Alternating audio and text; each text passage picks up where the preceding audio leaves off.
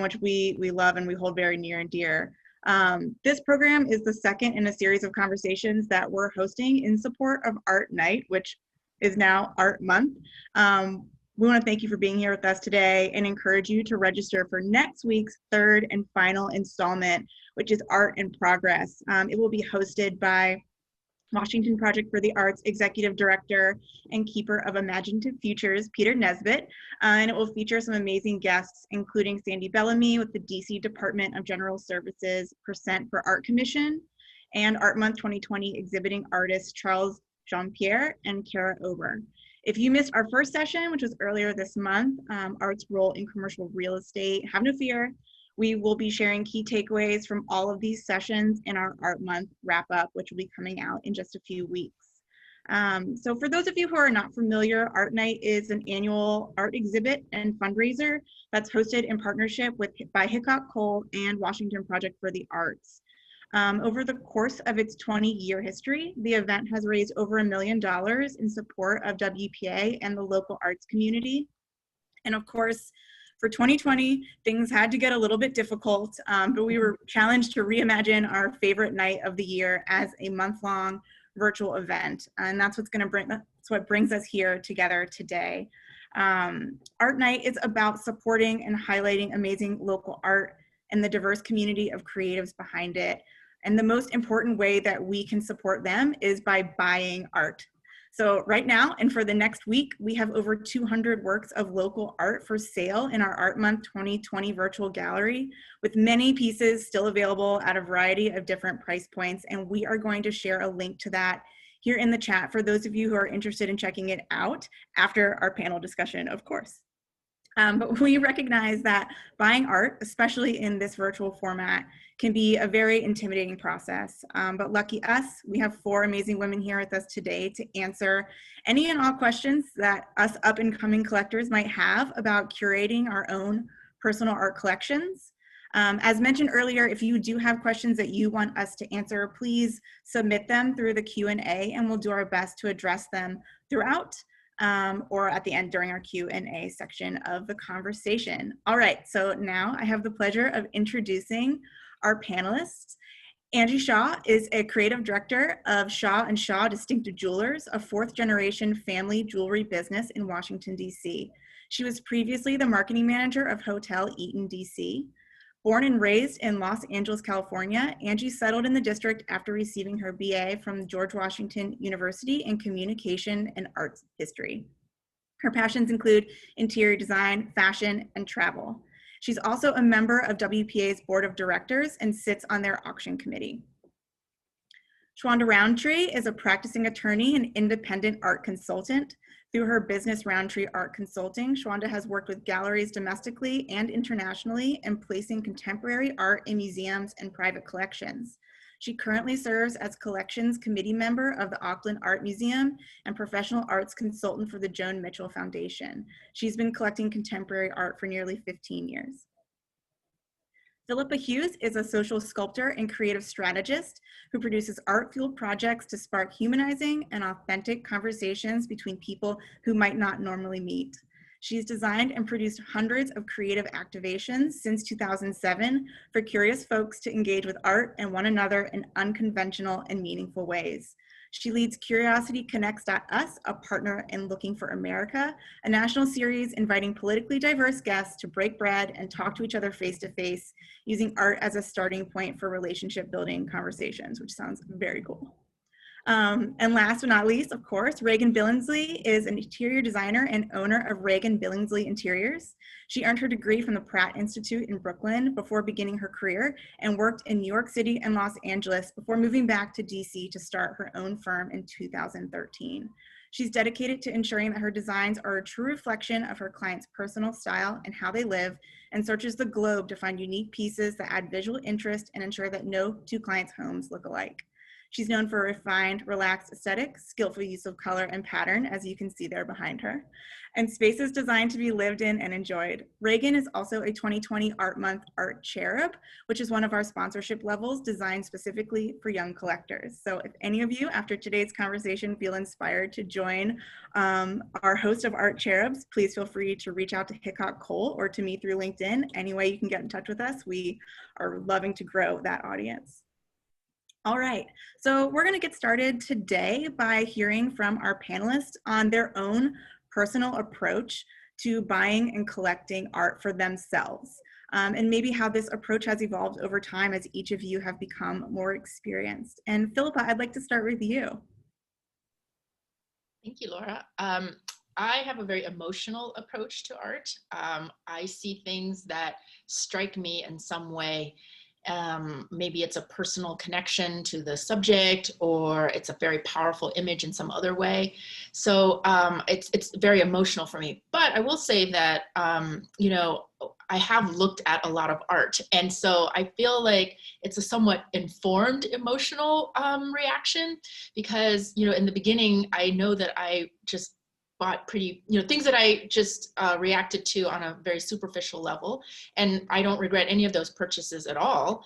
But I feel like as I learned more about art collecting over time, my choices still very emotional, but also somewhat informed. So kind of a dual approach. Fantastic. All right, Shwanda, let's hear from you. Yeah, so I think my initial sort of process was based on purely aesthetics and budget driven. And so, you know, the first reaction would be, do I really love the work? And will I feel great by having it in my personal space? And then obviously just being very strategic about budget, so that I, as a novel collector, could, you know, acquire a number of pieces through, you know, throughout the year or every 2-year cycle. So for me, I think that my collecting has evolved because now I pay really close attention to the scholarship behind the work and the dialogue that it creates. And it really is focused on the relationships that I've formulated with the artists themselves. So I think that that's how it's evolved. That's great. All right, Reagan. Yes, so I think that one of the advantages of going to school in New York was that I could dumpster dive for art in the hallways. And over the years, the way that I have built my art collection has evolved, but the way that I select art has remained the same. And similar to Philippa, it is an emotional response. And it's also a thoughtful one, in that I believe that there should be a connection to everything that's within your home. And so for me, it's a very thoughtful selection of, it might take me some time. I might sit with a dining table without dining chairs for 6 months until I find the perfect fit, and the same with art. And I might consider something for months or years and just really take the time to ensure that I love it. That's great. All right, Angie. Oop, you're on mute. Gonna happen to somebody. Similar to Shwanda, I think definitely the aesthetic qualities are the things that capture me first. I really do pay a lot of time and care into thinking about if this piece is going to be something that I can live with for an extended period of time. So like the longevity factor is what is really important to me in terms of, you know, is this going to continue to inspire me? Is this going to challenge me? Is this going to be something that I want to live with for the rest of my life? And of course, you know, there's certain pieces that you rotate out once you sort of acquire a big enough collection, and it sort of starts to sort of overtake everything, and you kind of don't have space for everything. But I think definitely the aesthetic factor and something is something that I really, it's the first thing that captures my attention. Great.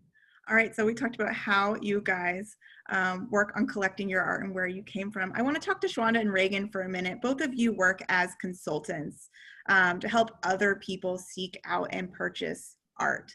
So from that perspective and through those relationships and through those experiences that you guys have had, what do you think are the biggest barriers for people when it comes to actually pulling the trigger? We talked about art being an investment, and that investment growing over time? Shawanda, let's start with you. Yeah, I mean, I think that for some of my novel collectors, it's definitely budget driven. You know, why should I be spending this amount of money on a piece of art? And so the consulting piece comes in where I sort of, you know, am doing a lot of hand holding and educating and not rushing the client or the collector through the process, and just sort of absorbing as much information about art and things that inspire the individual, just to get a better sense of the types of works that they would want in their overall collection, as opposed to focusing on one piece, really getting to know the person. And so I think that one of the things that have helped me in the consultant role to sort of ease that fear is that, you know, this is something that's hopefully going to be in your collection for a very, very long time. And if ultimately you really love it, the investment aspect of it shouldn't matter that much, right, at the end of the day. So if you lead with that, you should be okay. And so I think that's one of the barriers that I've had to be able to walk the client through, which is fine. Reagan, what about you? I think that budget certainly can be a factor that's intimidating with buying art, but no matter what your budget is, there's always space for art and design. But those could be pretty scary words for people. They hear art consultant, art gallery, interior designer, and it's sort of intimidating.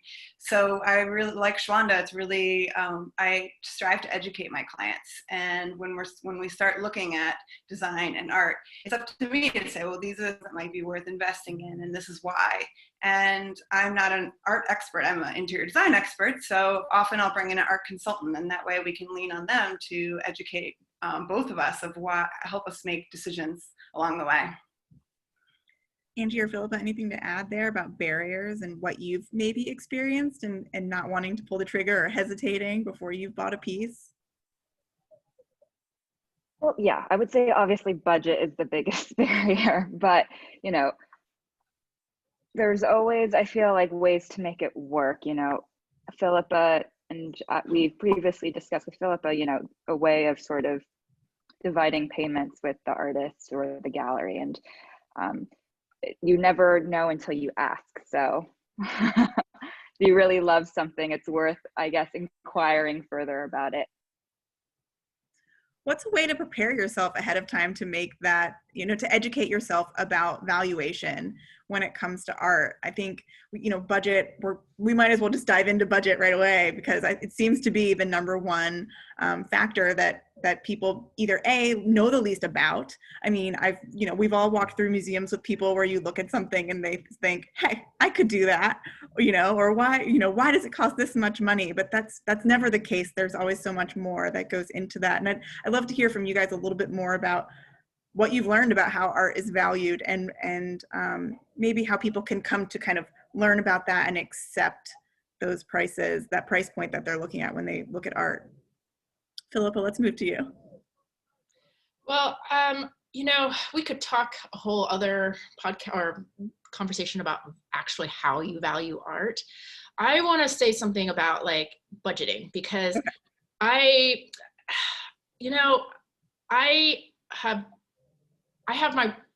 put my priority like art and then other things, you know?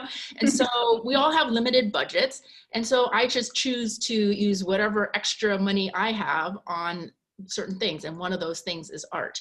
And so I think it is about, like, you know, as you kind of go into thinking about the art collector, like you have to decide for yourself, like, is this, how much priority are you going to give this in your life? And it's not just about a priority in your budget, like it's a priority in your life and how you value it outside of the monetary value. Like, what's the value you put on it emotionally, and the quality of your life. And then if you put a high value on that, then for me, you know, money is no object. I mean, you know, within my own, you know, within limits, obviously. I don't know, like I've spent, I'm in the middle of paying for 2 different pieces of art right now on a monthly basis. So, you know, like Angie said, you make it work, but it is like a large part of my my monthly budget, but I think it's worth it because of other reasons. Right. Reagan, I think you were trying to say Yeah, something. I'm trying to unmute myself. Wrong button. Sorry. Philippa's response reminded me that very often when I first meet with clients, they're sort of overwhelmed about where to start, what do I do, where do I put things, and the tendency is to put furniture on every wall. And I see people doing the same thing with art too. And what I say is back up in the space, look at your focal points, and really work with that.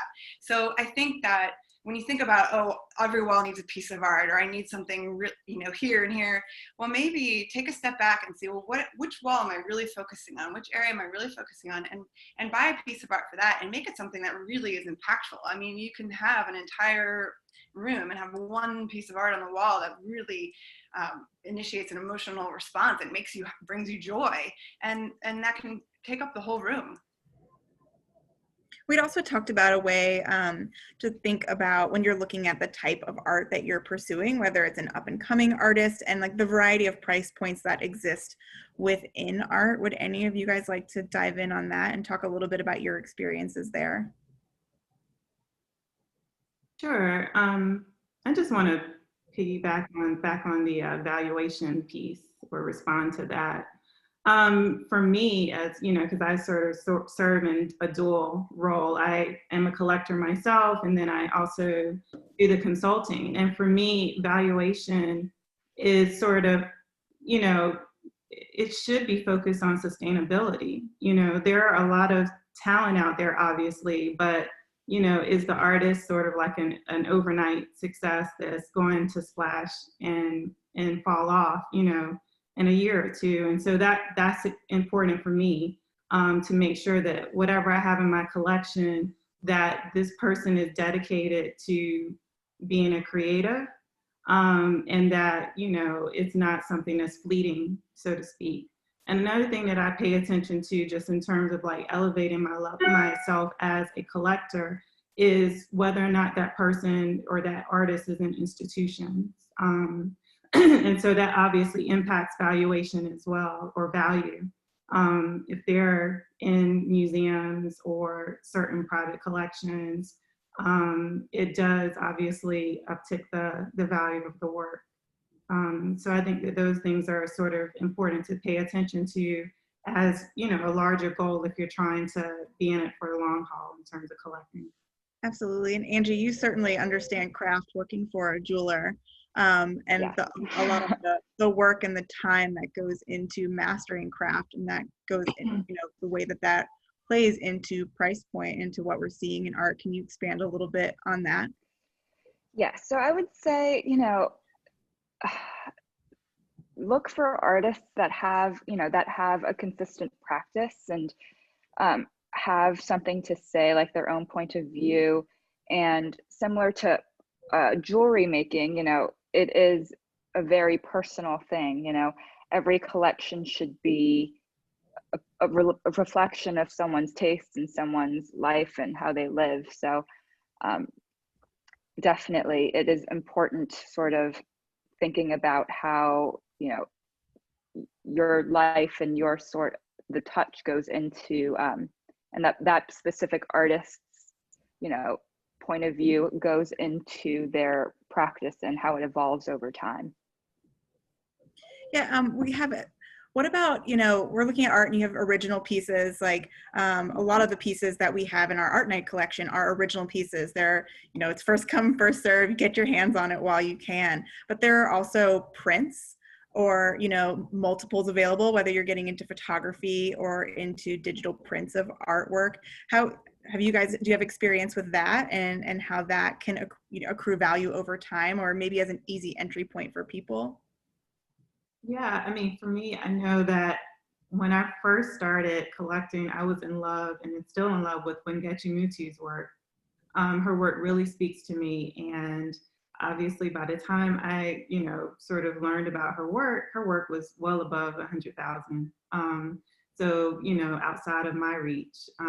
But I started looking for prints, and I was able to find a really nice piece. One of the things that I look for in prints, though, is to make sure that it's not something that is a ton of, multiples, meaning something that's less than 40 or, less 20 or less or 25 or less. And so I was lucky enough to get a Wangechi that was sort of in that lower print range. But definitely I encourage folks who have, like, if you have an artist that you love and they're just way up there in pricing, go for it in terms of the prints. Yeah, we have a couple, we invested in some Murakami prints, and they make me super happy when we walk into the living room. They're displayed right right in our living room, and you could sort of see them in the window. And they make me incredibly happy, and they're quite large and really colorful. So I would say, especially for those types of blue chip artists, it's a much more accessible price point than, obviously they're one of a kind works because they run in the millions at this point, hundreds of thousands. So if you really like that artist, I don't think, if you suspect that you're going to really continue to love that piece or that the work of the artist, it's not a bad idea to sort of invest in the print because prints can also accrue.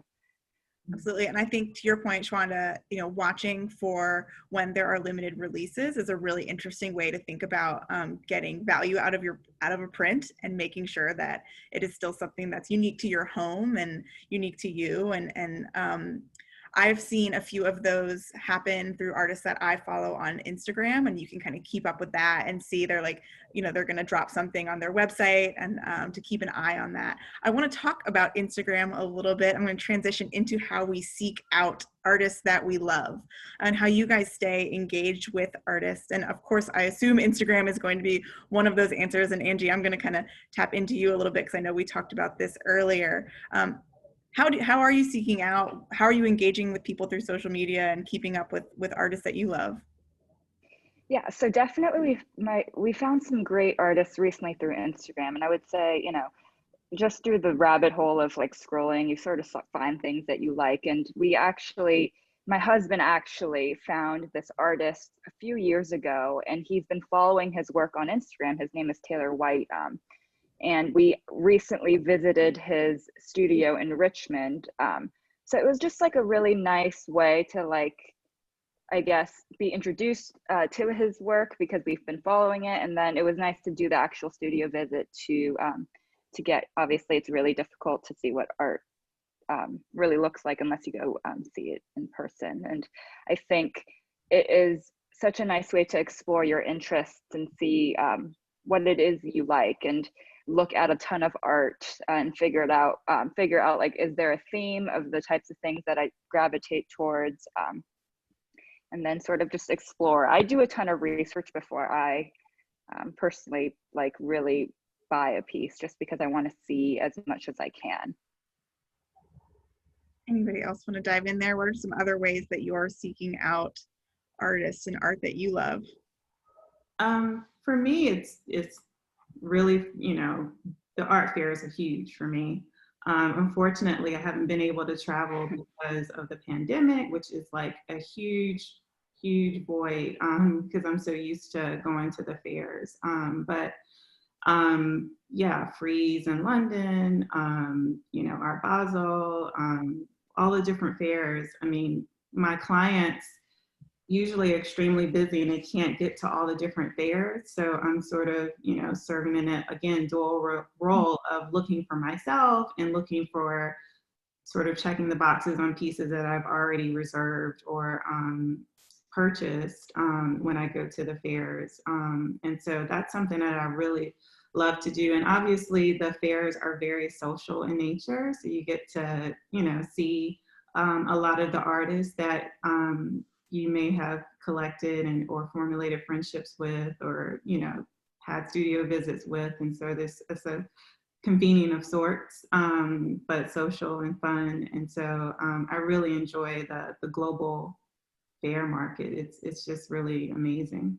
Yeah, Philippa, what about you? You seem to live and breathe art, clearly making that a high priority for you. How are you doing this? I have not done a good job of transitioning to social media as a way to look at art, because I still value so deeply the physical experience of it. and also the experience of talking to artists, talking to actual people. So I mentioned I'm currently purchasing 2 pieces right now monthly, and one of them I did see on Instagram, but I already knew his work, and so I already know him. So I haven't really discovered anybody new that way. So I can't really attest to the social media aspect of it. That's great. But I will say, I do miss the fair, and I miss the fairs, and it's partially for that reason. I mean, partially it's because you actually get to talk to people and you see texture and light and all those things. And another good reason for the fairs, because I don't dabble. I'm not at that level of Shwanda's level, and I'm not looking at art at that. I'm not buying art at that level, but it's very instructive to be looking at art like that, because it teaches you how to look at art and what to be looking for.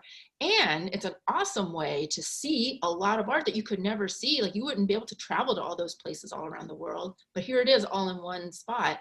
And all the major fairs have little side fairs where you can actually afford things. So, when we talk about art fairs like Basel, like, it's awesome to go. It's so impressive and interesting, but little old me can buy art at, when I go to Miami, because there's 25 other little art fairs and there's amazing artists there, and it's so fun to find them. I miss them. So I actually started getting into art collecting through something when I was living in Raleigh, North Carolina. There was something, I think we talked about this, the first Friday of every month, the whole downtown turns into kind of a walking art gallery. Like, where are local, more approachable places that people could go here in DC? Let's assume the pandemic is over and everyone's free to walk about the city and go do what they like. Where are some places locally that you guys tap into to see local art, aside from Art Night, of course? Art Night is a great thing, and also like Transformer and WPA, like, they do their yearly fundraisers with like this huge art auction. Like, those are actually great places to look for art, because all the artists, like, so many artists are represented there.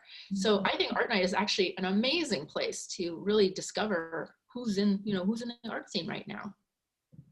Philippa, I may be aging myself, but do you remember the art nights in DuPont Circle, like way back in the day? Do you recall those? Yeah. Yeah, they should bring that back. I mean, good. Yeah, that was cool. It was actually like all, folks who had collections in their home, and also it was sort of salon style. So it was like, collectors, private collectors who'd open up their home space, and you have like wine and cheese and show their art, but it was all in the DuPont Circle neighborhood. So it was like literally like you just walk into some random person's house and like look at their collection. Yeah, that was interesting times, actually. There was actually an art walk in the village of Chevy Chase, which is a very small area that was supposed to happen this past April, and it got postponed. But similar to that, it was you could go into people's houses, see their collection, and sometimes the artists would be there talking about their artwork in the house too. So things like that, it's minimal cost and usually for a good cause, and it's a great way to learn about local artists or find your style of art. Let me ask a question about local galleries. So as someone, you would think, I love art. I'm not a very shy person, but I am very intimidated to walk into a small gallery. It feels like a private affair, and something that I can't open the door and walk into myself. Is that the case? And how would you recommend people, is that people should just walk in? I know there's a lot of local galleries around town. I think that you can almost treat a gallery like a museum, right? I mean, you don't maybe not want to necessarily waste someone's time by asking a lot of questions about art if you can't afford to buy any. But most galleries have various kinds of shows, and they have various levels of art. And so you shouldn't be intimidated. I mean, I know walking down the street, sometimes if I look at a clothing store and it's got very few amount of clothes, I'm like, oh, I don't know if I can afford to go in there. Don't go. I might buy something and regret it. But if you just sort of take that intimidation factor away and go in, and those are people who are passionate about art and love talking about art. So, and they want to educate you, because maybe down the line you could buy something from that gallery. Awesome. That's great advice. I would say even if you're not really looking to buy. I think all galleries really like when people ask questions and are curious about the work. It means that there's, something is resonating, and I think the gallery really wants people to engage with it. I don't know. I will say I've had different experiences, just to be candid. I mean, Thank you. I have gone into galleries all over the place, and mainly in New York. I mean, that's like where I get a lot of the work. And I know that early on, when I would walk into a gallery, no one would even turn their head to acknowledge that I was there. Because there are certain assumptions. One assumption, I'm female, the art market or the consumer is primarily white males, older white males. And so here I am, a younger Black woman walking into, an art gallery of a certain level or caliber, and, there's no acknowledgement, and so there definitely takes some time and some relationship building, because if we're going to be honest here, the art world can be very elitist and exclusive, depending on what type of art you're dealing with. So I've had to sort of navigate those waters, so to speak, over the years. I'm gonna second Shwanda on that. I think that our world galleries are very intimidating. And when I first started getting really serious about art collecting, I always was interested on a superficial level, and I would buy prints and things at art walks and things like that. But once I got real serious about it, I cheated. I found a woman, my friend Allison Cohen was an art consultant at the time. And I had her sort of take me around and introduce me and sort of give me entree into the gallery world. So, if I were starting collecting now, I'd take Shwanda with me. Like, she's done all that work. I mean, she's done the work. She has the relationships. I would take somebody like Shwanda in with me. That's what I did in the beginning, because if you really want them to talk to you and you want them to like actually, be serious about a negotiation, I don't know. Like, I don't think they would have done that with just me. In the beginning, I would take Shwanda. Always take Shwanda. That's our takeaway. Hashtag. Well, we also had an attendee post in the conversation that Longview Gallery, which is over in Shaw, does have some great art openings, and it's not intimidating, and they've got some virtual ones right now. So we'll give them a little plug, and definitely one that you can walk by, very easy access to. So we have a few more minutes before we get into our Q&A and a few more questions to go. And I want to talk about art in our homes. I think you can all see behind all of us here that we all clearly have invested in and feel that art in our homes is very important to us. But there's a relationship between the art and your home, and it can be intimidating to bring that in and how the two work together. So Reagan, I want to start with you as our resident interior designer here. What comes first, the space or the art for you when you're working with clients? It depends. If the client has a piece of art, we will often design a room around that. So if they have a piece of art that's really important to them, we will bring out the colors of that art in the pillows, or we'll use a background color that will highlight the art so that your eye is going to that art. That way the interior design supports the artwork. Again, it's all about the client's personality and that connection to the home. If they don't have art, very often we choose those focal points where we know throughout the project where we want to put art, and then we'll focus on art towards the end of the project. So we'll know in our minds where art's going to go, and then we'll figure out what sort of medium, what works. But again, it is very personal to the client. And so it might be, we're not going to do art, we're going to do family photos because this is a family space kind of thing. Or kids art, or in great frames, something like that. But in that case too, we still want to have that connection between, it doesn't need to match your furniture, it doesn't even match your sofa, it can be completely different, but have some kind of connection to the home and to the space. What about, does anyone else want to build on that before we kind of ask a tangential question? How do you approach it in your home? Are you trying to fill a space, or are you finding art and then finding a spot for it, making a spot for it? Anyone? Oh, yeah. Well, of my home like I do every single thing in my home, which is that each piece has to have story or meaning. I mean, I think when you are surrounded by art and design all day long, it's like in your own space, it really needs to be impactful and meaningful. And so I definitely approach it the way I do with my clients, that I know where art is going to go. But I don't always have that art piece yet, and I don't know what it's going to be, and it's not necessarily something that's going to match my furniture, but it's going to be something that's meaningful for me. Yeah, for me, it's an addiction. So sometimes I'm literally hiding artwork from my husband. But yeah, I find places to put work because I've definitely run out of spaces, but that does not stop me from acquiring, because I ultimately am an advocate for artists. And so I believe in supporting artists' livelihood. And so I'm committed and dedicated to this whole thing. I mean, it's bigger than just, buying some art. For me, it's a whole lifestyle. So I agree with Philippa from that standpoint too. It's something that's more encompassing. So I find a place to put something that I've purchased. And I'll just add to that, it is a lifestyle, and I actually have a second bathroom where I had the bathtub taken out so that I could build art storage racks, because I literally didn't have any more, there's not enough wall space.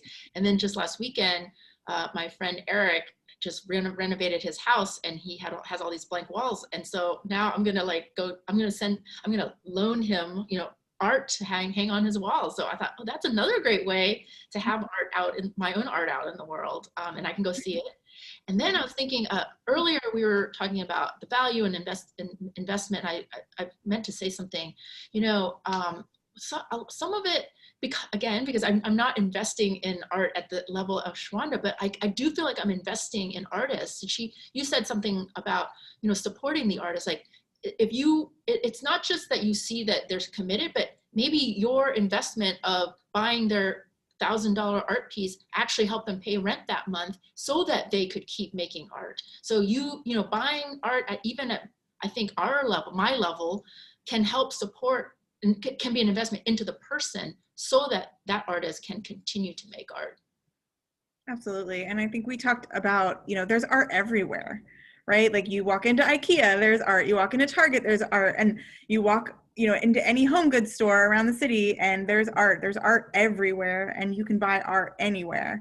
But I think what you have all communicated and what we're, doing here with Art Night is investing in local artists and in makers and in people who, like you said, art is their life. And I'd love to hear from you guys more about that and why you think it's so important to be buying these original pieces and what makes it different in your home.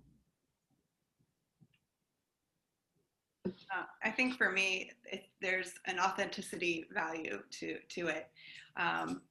Being in the design world, and I work with a lot of textiles, I see a lot of cultural appropriation, and I think that could also be something that is in the art world. Also, if you're working with someone who's representing artists, how are those artists being treated? Are they being paid fairly for their art? Or so if you're walking into IKEA, I don't know, you don't really know where that art is originating from, right? So there's an authenticity to original art that matters. And I think it's important to know, no matter what your budget is or no matter where you're collecting, to understand where your art is coming from. And I think, again, just underscoring this earlier point is like, you could buy something from IKEA for, say, $100, or you could buy an original piece of art from an artist in our city for $100 and support that person. So it's not just about the object, it's about also the person and our community and the whole experience of it. And Philippa, you talked about building that relationship with the artist as well. And that's one of the things I think people enjoy so much about Art Night is the artist is there. you know, so they're standing right next to their art, and other events that WPA puts on, you're able to meet that person, connect with that person, talk to them about their art, and ask them questions. And to me, that has always made the art more meaningful, like to look at it and remember that conversation and remember where they were in their career at that time. And hopefully that you're helping them along the way and investing in them. It's very great. Helping a person as opposed to just like a corporation. So that's nice to know. Absolutely. 1 second here. Let's see. We were moving into our questions in a minute, but quickly I want to ask, actually, Philippa, you talked about this, and Angie, I think you did too, having too much art, right? So, well, there's once you're buying the art, once you're investing in a piece, how are you maintaining it? How are you taking care of it? And what advice do you have for people there to kind of protect their investment? It definitely depends on like what the piece is. If it's obviously like a painting or, you know, we have a lot of works on paper that require special framing and glass and all of that. So they're museum quality, and our home has a lot of sunlight. So that there's a, you know, you definitely want to make sure that once you invest in the piece that you're protecting it so that it doesn't degrade over time. So obviously having a great framer and making sure that wherever it is and wherever it's installed, that it's in a secure place, and that you obviously switch things out every once in a while, and you know, so that they're not in, let's say, a very precarious position for a long period of time. I actually put the UV film on all my windows to keep the UV light out, like the damaging light, because like if you are at the point where you're investing in your artworks and the objects, like you should invest in the protection of your artworks, and light is like the absolute worst thing that can happen to photos and paintings. And it's also why I took out the bathtub to build the racks so that they could be organized on end, because they were like stacked on top of each other, which is also terrible. And so yeah, really, like the small investment you make into protecting your art, you know, it protects the investment of it. All of my art pieces in the collection are archived in a database, and they're insured, heavily insured. And it's for two reasons. One, obviously, because, you know, I want it to be protected in the space that it's in, but also I loan works to shows and to, you know, institutions. And so I want to make sure that when it's in transport, even if they're covering it, it just gives me peace of mind to know that it's insured. So, and then I just want to make sure I can keep up with what I have and the value for everything. So everything is appraised and photo attached to it in the database, so I know what I have. All right, guys. Well, we have about 15 minutes left, so I'm going to move us into some of our Q&As that we've received from the audience. Our first question is, I've heard you talking about investing in art. Can you talk about selling or trading art that you have collected? So this is a potential, you know, another route for those of you who have maybe purchased too much. Anybody have experience with this? This is actually my favorite question that people ask about art collecting, because, you know, my answer is you should not buy art to sell art. I do not buy art to sell art. If somehow you get lucky and you happen to buy buy artwork that does appreciate and value a lot, maybe you want to sell. I don't know. I just can't imagine selling any of my art. But if you do get lucky, cool. But you just should not plan on that. You know, it's just not something you should plan on. And that's my view. Anyone else? Yeah, it's a very controversial topic because you don't want to be pegged as a flipper, and you know that happens a lot in the art world. But as a consultant, I've had clients come to me with a piece of art that they know, they no longer want, or, I've had couples who've had divorce and they need to deaccession things from their collection. And these pieces could be very valuable pieces. Like, I had one client who had a piece and it was a piece that was like $100,000. And I said, well, you know that if you try to sell this piece, it's gonna bring a lot of attention. Why don't you let me go back to the artist? I know the artist. Why don't you let me go back to the artist and ask them? Because there are some artists who would love to take their piece back, as opposed to it going on the auction or being sold in some not so nice way, right? So I am very happy and was pleased that I was able to renegotiate, go back to the representing gallery, you know, and with the, obviously I had to get the permission of the owner of the piece. Went back to the representing gallery in New York. They were of course happy that I came to them, and they bought the work back. They bought the work. So it's not, you know, the custodians is very, very important for some artists. For a lot of the artists, they are very concerned about where their work is going to end up. So I would say flipping is not the best.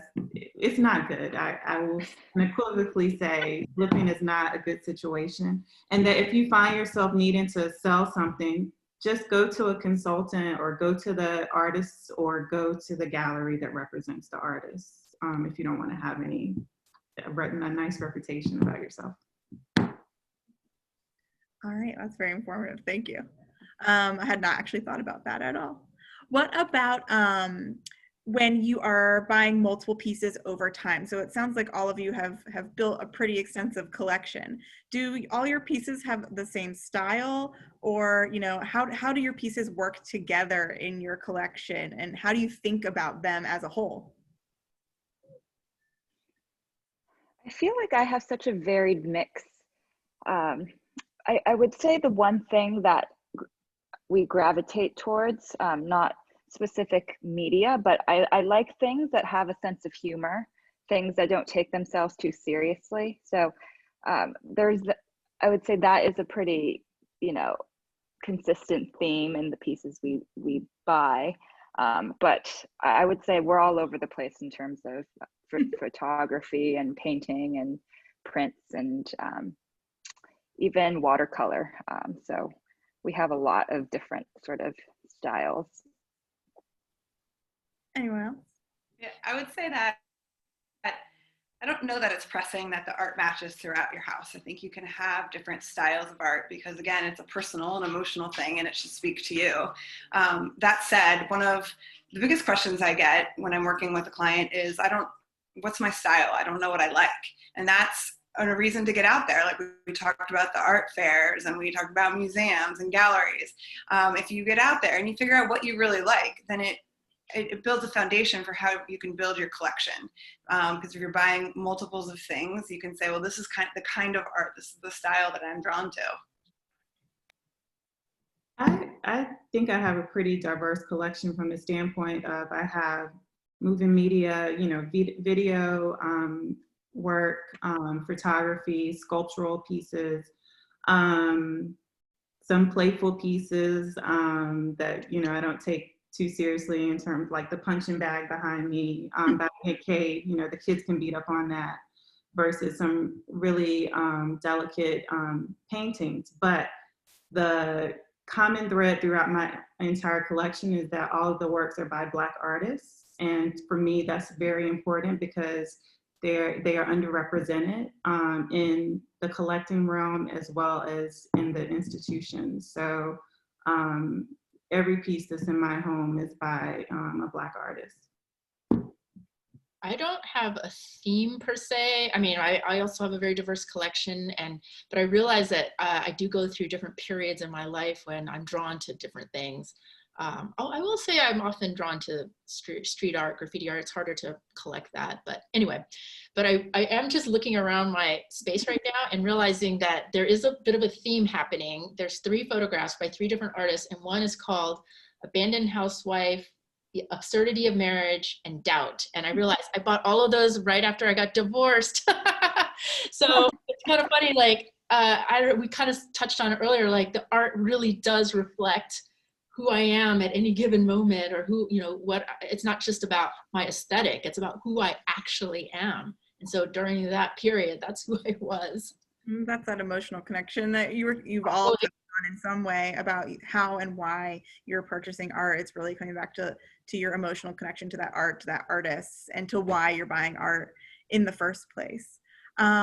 We have a question here about commissioning art, and have any of you ever commissioned artwork, and how would you go about that process and balancing the freedom of the artist to express themselves and maybe something that you're looking for in particular? Has anybody done that? I'm actually considering it right now. So there's this artist in upstate New York, and she does these lovely little portraits of dogs and animals and pets and that sort of thing. And I'm very attached to my dog, Georgie. So we're looking to have it's a very small painting of her face done. I don't think that is necessarily what the person was asking, but yeah, so it's obviously, you know, once you find, you know, there's obviously lots of artists that do portraits, and you can commission not just portraits, but other paintings. And I think it just depends on having a really good understanding of what, you know, that artist, you know, does, and their sort of how you don't really, I think it's important not to dictate what the piece is and sort of let them sort of explore your ideas on their own terms. Anyone else want to weigh in on that? Yeah, we actually commission a fair amount of art, and it's really fun. I mean, it's a great way to bring a client's style or personality or history into the home. And we recently did a project where the homeowner had a collection of charcoal drawings of New York from the 20s. And so we created custom panels that we wallpapered into her elevator. So it was sort of like this moving art, living in art every time she went up and down in her elevator.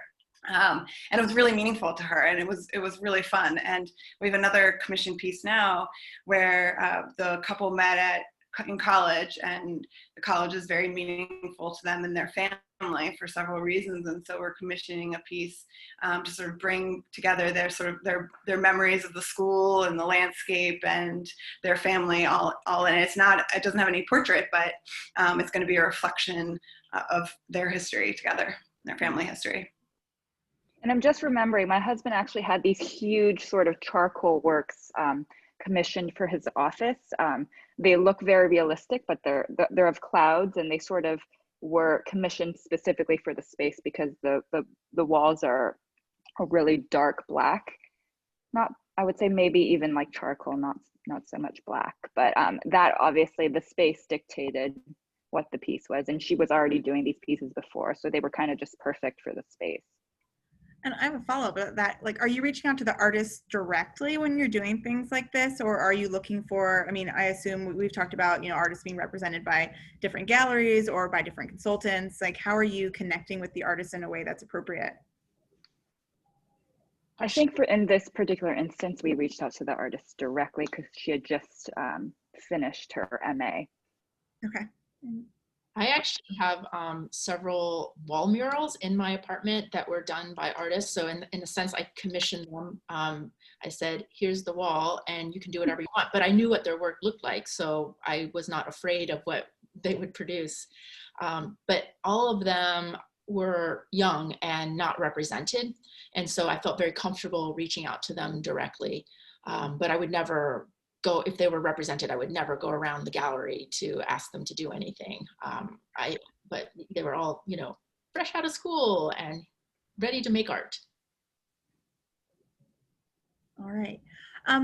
Somebody wants to return to the evaluation question, and what plays a role in valuating art? I don't think that's a word. In applying value to art. Is it the medium? Is it the materials? Is it the length of the career? The how established the artist is? Does anybody? I know, Philippa, you said we could do a whole program on this. All of those things. All of those things. Want to build off that a little bit and talk to us about that? No, definitely. I mean, I think you hit on all of those things, Laura. And I think that Angie hit on one of the points earlier about originality and distinction. So I think that those all, you know, sort of help with the value of the work. I do recommend that my clients pay really close attention to the exhibition history of certain artists that they're, you know, trying to follow over the years. or trying to keep up with, because I think that that does impact, you know, value as well. All right. We have a question here building off of that. Someone says, I get asked frequently about how to sell a piece of art from a family member or friend. They're shocked that the value is not what's expected. Where could people go if they do have something that they want to sell? And I think, sorry if we may have touched on this. Where can they go to get educated about what to expect in terms of value from the art that they do have? Well, you could hire, I mean, you could formally hire an appraiser, obviously, but one of the ways to get around that is just to reach out to the representing gallery and see what the exhibition history is and what the sales have been in the past, and to see if there has been any change or increase, and that will give you a bit of a sense of what, you know, the value of the work is that you may have. I will second that too. I know that I've been thinking about a piece of art that was at curator's office many years ago that was sold before I could see it. And I told Andrea, like, if that piece ever comes back around, like if that person, you know, because that's what people will do. They'll go back to the original gallery. And I'm like, you just let me know. And I am ready to, you know, I'm ready to pounce on that. So I do think that that's a great way to work on that. But I can also see where I don't know, Shawanda, what do you think? Because like, what if the art is very, you know, the gallery doesn't exist anymore, like it's a family heirloom or something like that? Like where I'm trying to think, like, where would I go to?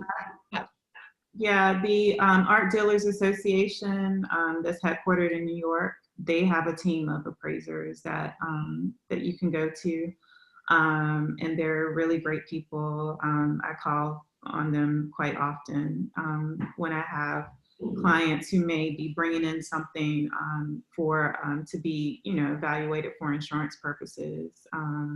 But yeah, I wouldn't be afraid to reach out to them. Thank you, guys. All right, we're running out of time here. I have one quick question for you to wrap up, and then we'll go into our close. But can each of you share with us, just if for those of us who are interested in learning more about art or seeing more great art, your favorite place in DC to go see art? Right. Oh, of course. I mean, that can be my answer. I'm going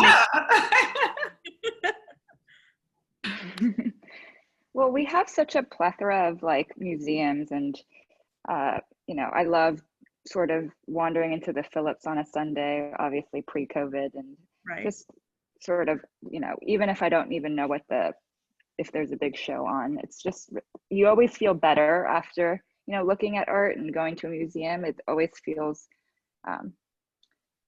relaxing, and it's such a nice way to sort of get your mind off things. So. All right, Shawanda. My favorite place, and my whole family, my 4-year-old, she loves the National Portrait Gallery, and I think she loves it because just in terms of the aesthetics in the building, and she can run around.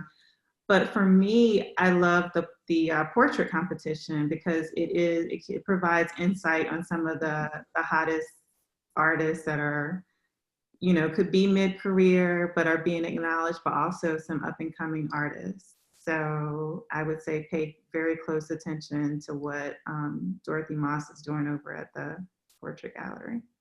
It's always a really fun event. Philippa?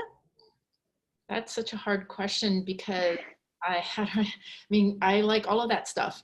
Like, I love wandering, you know, the Phillips is so peaceful, and I like, you know, going into the Rothko room, and so that's nice. But then I like seeing things over at the Hirshhorn, and mostly I just miss like those nights when there would be 4 or 5 openings in one night, and we'd like walk around and see all the people and see all the art in one night, and be so fun.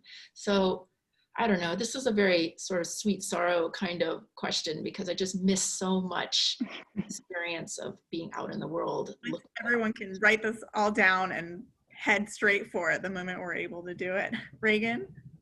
Yeah, I mean, I second all those galleries and museums. We have such a great resource in DC.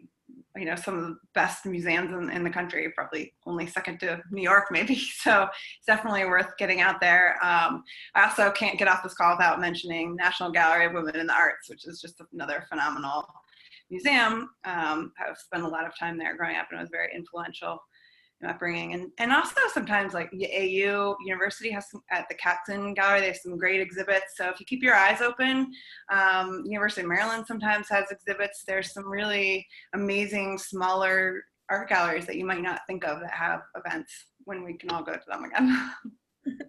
Awesome, guys. Well, thank you so much. It was so great having the four of you here. I thought this was a really fun conversation, and I hope everyone enjoyed it. I'm going to wrap up by reminding everyone that if you are interested or inspired to buy art by this conversation, that our 2020 virtual art gallery is open through next Thursday, October 29th at 6 p.m. We have over 200 works, like we said, many still available at a variety of price points. There was a question about whether you're able to see any of that art in person. Some of the art at the higher price points is available to see at Hickok Cole. It has to be organized by appointment only, and you can reach out to me. Laura, if you want to add my email or your email in the chat, if people want to reach out to us about a certain piece, you can contact us there and we can let you know if it's available to see in person.